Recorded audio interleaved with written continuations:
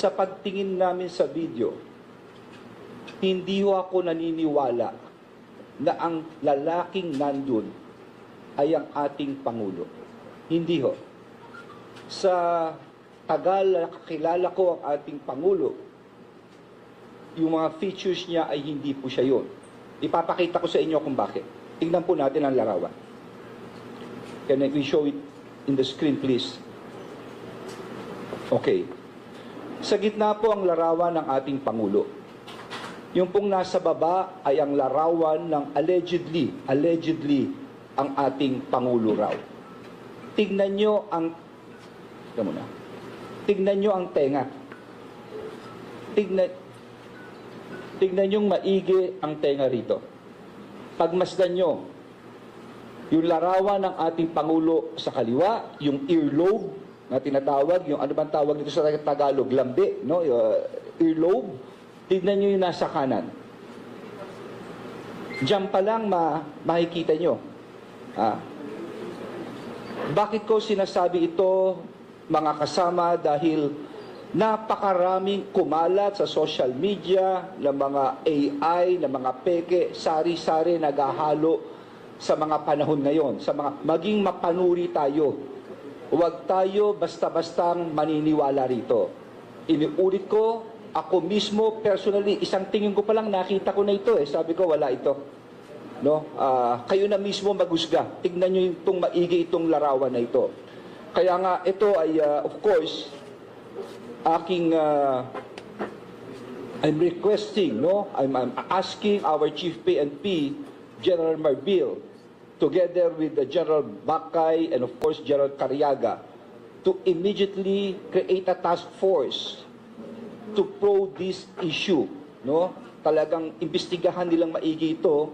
Probably tawagan nila at they coordinate also with the ICT, no? At kung anong findings dito, no, malaman kaagad ng ating publiko.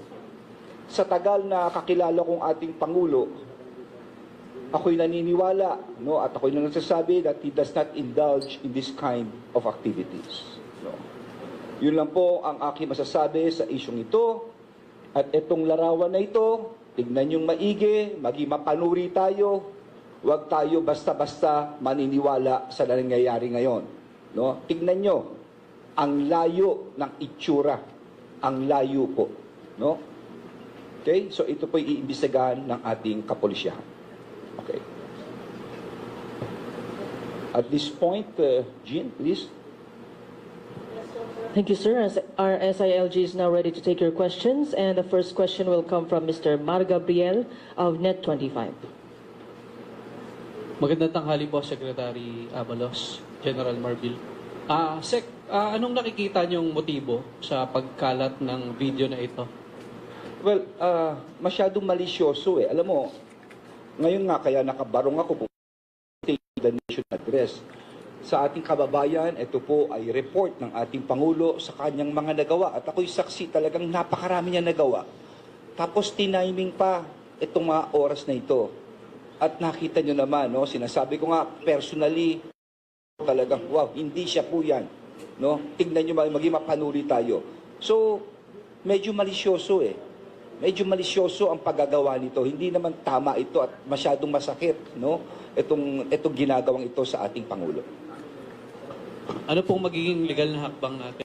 Well, may mga tungkol dito. Siguro I will throw this microphone kay ang ating legal is here, right? Oh, Matthew, yeah, what's the ito po yung batas, babasahin na lang yung batas. Thank you, sir. On first glance, ang unang nakikita nating violation dito is that of our anti-cybercrime law, Public Act 10175. Nakikita natin that the elements are present. One is that yung mga elements of the crime is being committed here in the Philippines dahil sa pagpapakalat. Next is, of course, through the task force na binuo ng ating mahal na secretary, titignan po natin yung mga instruments or gadgets used in the distribution. And the last is there is damage. So clearly, tulad na nasabi ko po, there will be, on first glance, it's the anti-cybercrime law. We will determine and establish the criminal and civil liability of all persons na nagpapakalat po nitong malicious video. Sorry. May na-identified na po ba tayo ng mga personality na nag-upload na sa likod ng pagpapakalat? Well, ganito lang yan. Kaklaruhin ko, magkakaroon tayo ng tamang proseso rito. Magkakaroon ng task force, ang Chief PNP, no? Probably it will be made up by the Director for Investigation and Detective Management together with the cybercrime. And probably they will get the expertise of the ICT here, no? And other agencies that might be called upon. Antayin natin ang finding.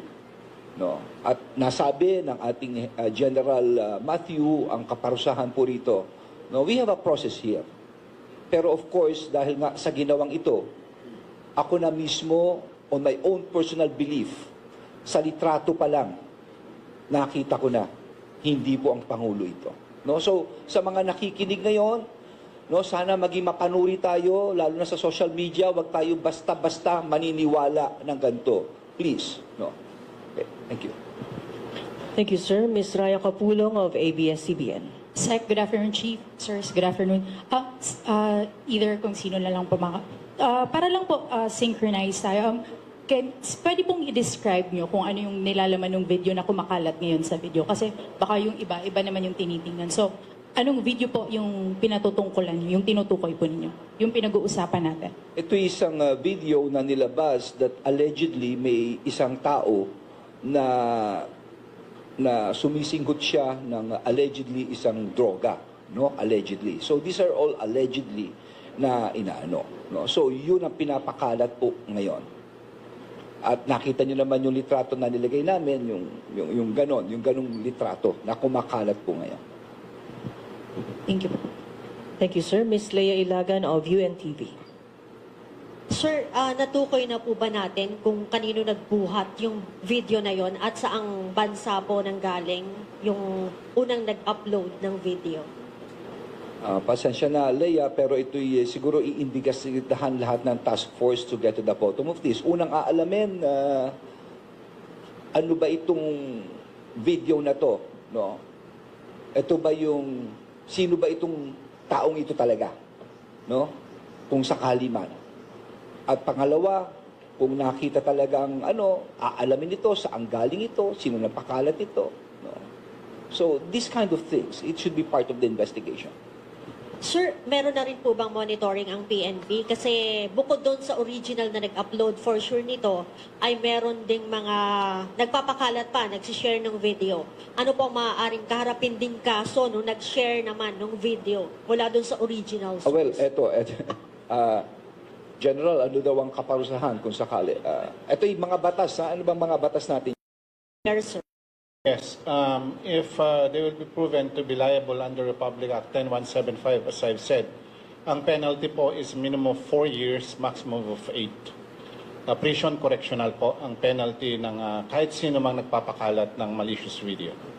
Ma'am. Sir, ano pong magiging kaparusahan naman din doon sa, kasi I believe na ipinanood ito sa isang pagtitipon? Tama po ba yon?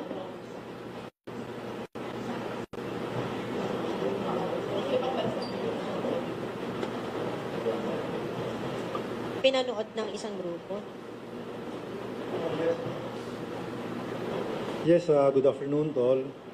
Kagaya ng sinabi ng ating SILG, there will be a task force that will be created, and part of that is to come up with what measures are we going to undertake, yung mga specific na mga kaso na ayusin namin.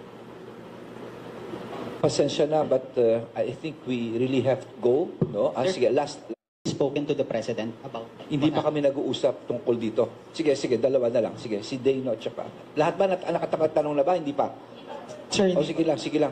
Pakibig. Sir, mabilis lang danating kong ko GMA7. Yes, Sir, bakit kayo nagsasalita about this? Is this motu proprio of your own volition or Yes, were you tasked yes. by the President? No, Can you explain? I've never talked to hindi ko pa ho nakakausap ang Presidente. No, wala ho kaming rito. Nung nakita namin ito ni Chief, chineko kagad sa kanya, Chief, ano ba yung kumakalat na yan? No?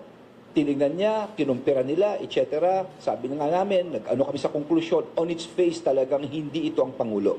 Pinakita po namin yung litrato, kung bakit, pakilagay mo lang ulit yung litrato, no? Just place it there. But then, papaimbestigahan pa rin natin. We believe in due process here, they know. So, pinapaimbestigahan natin to. Ngayon, ang tanong, bakit? Kasi, it is so unfair. It is so unfair. Isipin mo, itong araw na to is the State of the Nation address ng ating mahal na Pangulo, ang ama ng ating bansa. Ilalatag niya ang nagawa niya. Pagkatapos, isasabi mo to on a very malicious level. It is so unfair to the President. No? So, yun nga, kaya ito pinapaimbestigahan natin kaagad. Pero kamukha na sinabi ko sa mga nakikinig at nanonood ngayon, just look at that itself. Tignan nyo yung tenga. And judge for yourself. Di ba? Kayo na ho ang sumagot. Ako alam ko sagot, hindi po siya yan. No? Pero I leave it at that Dave. Thank you. Yes. Outside of the country, sa ibang bansa. So despite that po, saklaw pa rin po ba sila ng batas yung mga nagpakalat po nito? Kasi yung Department of National Defense po, nanawagan po sa mga otoridad sa US na imbestigahan po yung pagpapalabas po ng video na iyon. Well, as a general rule, our criminal laws only apply within Philippine jurisdiction. But insofar as yung, as you said, na pagpapakalat abroad, this will be the subject of our further investigation. Kaya nga ito, we have a task force to do that so that we can determine and establish also should they be criminally liable. Ito lang, bago tayo magkahiwalay. Ikaw na rin nagsabi na sa abroad ito. Tanungin natin ang sarili natin. Bakit kailangan gawin sa abroad? Bakit hindi rito ko talagang totoo yan at kayang panindigan ng mga taong ito? Ganong kasimple. Okay? Sa inyo pong lahat, magandang hapon at maraming salamat po. Thank you very much, SILG Sir and Chief PNP Sirs and other PNP senior officers. Thank you for having your time with us.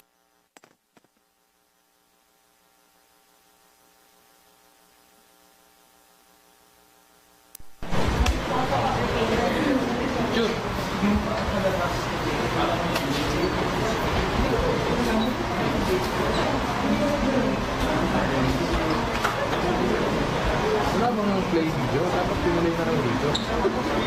Dapat ba? Hindi ba natin mag-play?